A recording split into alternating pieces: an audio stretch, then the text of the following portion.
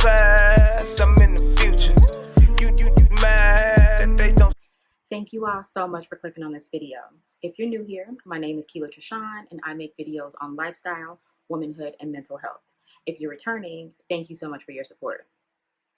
Okay, so in today's video, I wanted to discuss a topic around womanhood and basically just kind of discuss some things that I feel like we deal with on a regular basis that we don't have to, things that we are conditioned to just accept due to things that we see in the media, due to just how things have always been in society.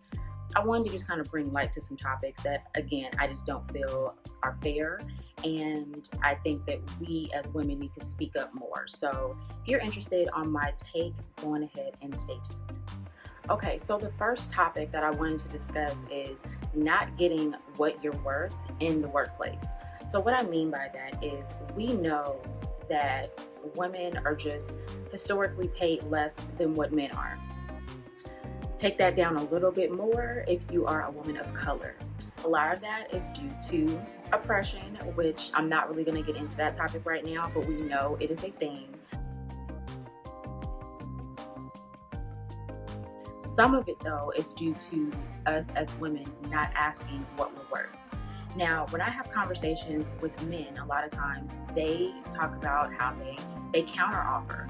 They will apply for jobs that they may or may not be qualified for, and they just go for it.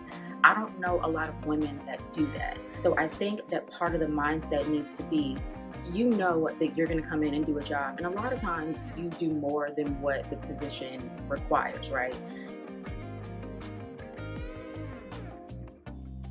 You should be getting compensated for that. And a lot of it, I think, is not only us not asking, but us not doing the research to see what that title is even worth. So, for example, if you go on an interview for maybe a customer service role, just a customer service role randomly, and the going rate for that type of position is $50,000, and you go in, they offer you, let's say, $40,000. If you don't counter offer, if you don't do your research, not only will you not know that you are lowballing yourself, but the company's not going to just say, oh, well, you know, she's super spectacular, let us go on ahead and pay her that extra $10,000. No, it's all about leverage. So if you accept that $40,000, they're going to pay you that $40,000. So my suggestion is, whenever you're going into an interview or whenever you're looking at positions, actually research what the going rate for that position is in your area. So then you go in equipped knowing what you should be getting paid. Also look at the requirements of the position. What are they asking you to do? Are these things that are entry level? Are these things that are executive level? Are they management level? All that stuff. You need to look at these type of things and then look at where you stand. And that will help you determine really if you're getting lowballed or if you're being paid adequately. I would also suggest just being more aggressive in negotiations. Understand that when you're going into an interview, it's not only the company interviewing you to make sure that you're a good fit, you're also interviewing them. So if you're offered the position and they give you a number that seems a little bit low, be prepared with a counter offer. I always say that the worst thing they can tell you is no. And at that point, you can decide if it's worth it to take this position anyway at the price that they're offering, or if you need to just continue looking and turn down this offer for now because you're not being paid what you're worth. Another thing to remember is the higher that you start, the easier it is when it's time for raises in the future. Typically, raises are based off of what you started at, so they're only going to be incremental each year. It's better to go in at a higher rate, closer to what you feel you should be getting paid, than to go in at a lower rate, hoping to kind of climb that ladder and get to where you want to be. Okay, so the second topic that I wanted to discuss is not demanding respect in our relationships. So this goes for romantic relationships and friendships, but I'm going to go on ahead and concentrate on romantic relationships right now. There is this theory that the more crap that a woman takes, the more she suffers, the more ride or die she is, she's more worthy of marriage or just, you know, a man sticking it out for the long haul. And I have never believed that, like, at all. Why is it that we are expected to suffer and we're expected to just kind of take abuse of whatever sort in order to be considered worthy? Like, that's a very toxic way of thinking. And then if we question the way we're being treated, then we're being called crazy, or we're difficult, or whatever the case may be. Everybody deserves respect, and nobody is expecting a man to go through the same things that they expect us to go through. So I've always just said, like, kind of F that mentality. I would much rather be alone than to be treated like crap. Now, I'm not going to sit over here and say that I've never been in a situation where I've been treated less than, or I've taken more than I should have. But I do feel like overall, I've always come to my senses. If I am suffering, if I am not happy, or I feel like I'm being constantly abused, if I'm telling someone how I feel and they are minimizing my feelings and making me feel as if I'm tripping or if I'm asking for too much, that right there lets me know that I'm in the wrong situation. So as many like issues as I've had mentally in the past, like, lowballing myself in a relationship has never been one. I have always been of the thought that I'd rather be by myself if I'm going to be suffering than to be dealing with someone. So yeah, if you are in a situation like that where you feel like you're not being respected, if you are never happy, that's a problem. You need to reevaluate your situation. Now, this is not to say that you're not going to have issues. Every relationship has problems. Everything is not going to be rainbows and stars every day. You're going to have issues. You're going to bump heads. That's fine. We're human beings. What I'm talking about is you constantly feeling like you are being verbally abused. If you're being, criticized all the time, if you're being disrespected, if you're being cheated on, things like that. Nobody has to accept that. And for whatever reason, it is considered okay for women to deal with it. And I'm here to tell you that you don't have to deal with that mess. If you're in a situation like that, get out of it. Respect yourself enough to not deal with anybody's crap. Okay, so the third topic that I wanted to discuss is this idea that as a woman, you are required to put yourself last. So you need to take care of all of your responsibilities, be it going to work, taking care of your household, taking care of your man and children, all that stuff. You need to do all that first before you have a chance to address any of your needs. And honestly, that is a whack mentality to have.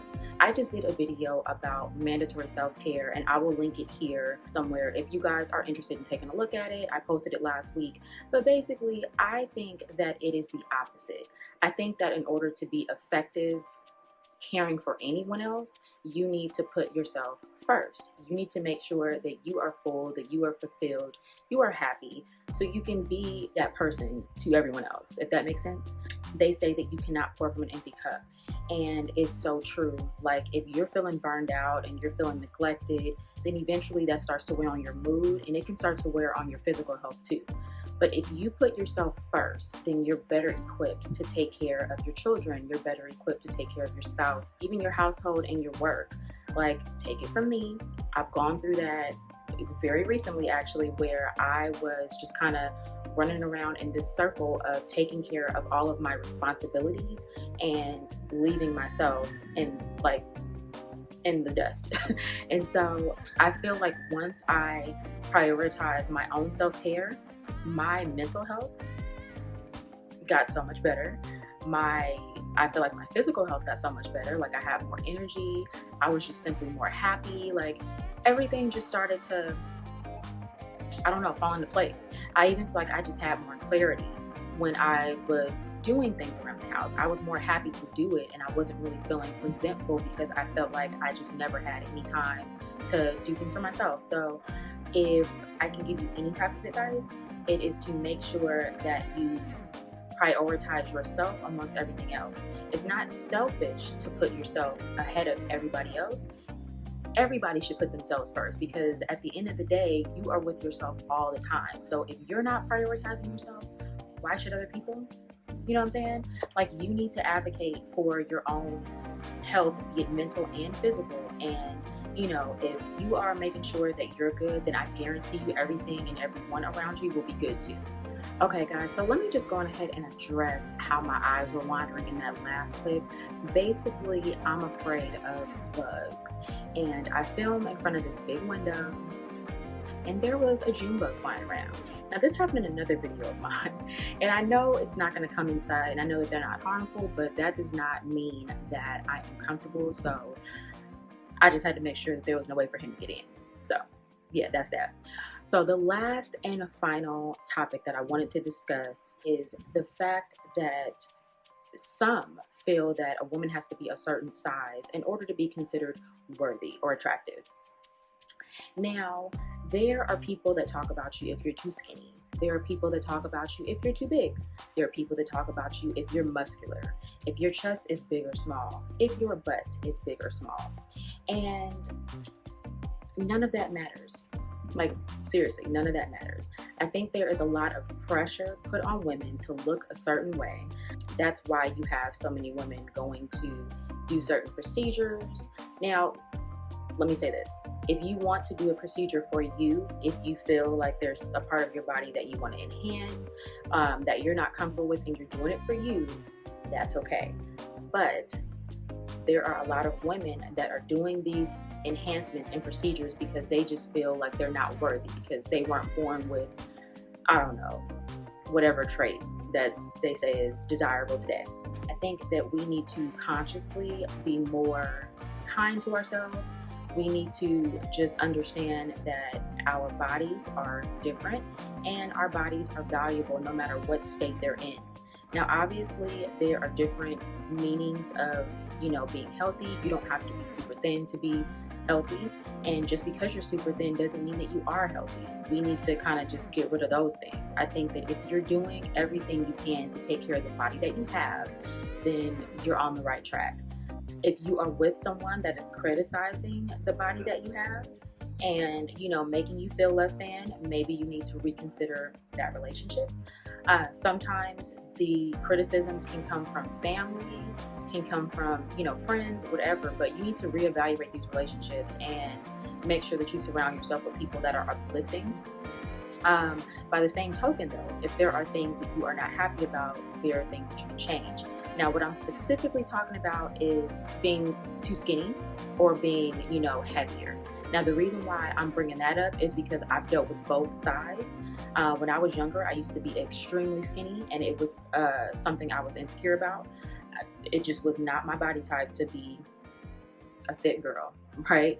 So if I had known then what I knew now, I probably would have tried to build some muscle and try to gain healthy weight, as opposed to eating all the fast food I could eat to try to get a booty. Now, being on the other side of that spectrum, I mean, I just, not just, but I had a baby a year ago and I'm older. Like, my metabolism just isn't as fast. So I've gained a little more weight than I would have liked. But I'm also aware that because that's something that I want to change, I can create a workout regimen and just make sure that I'm, cognizant of the food I'm eating, so then I can be happy with the size that I am.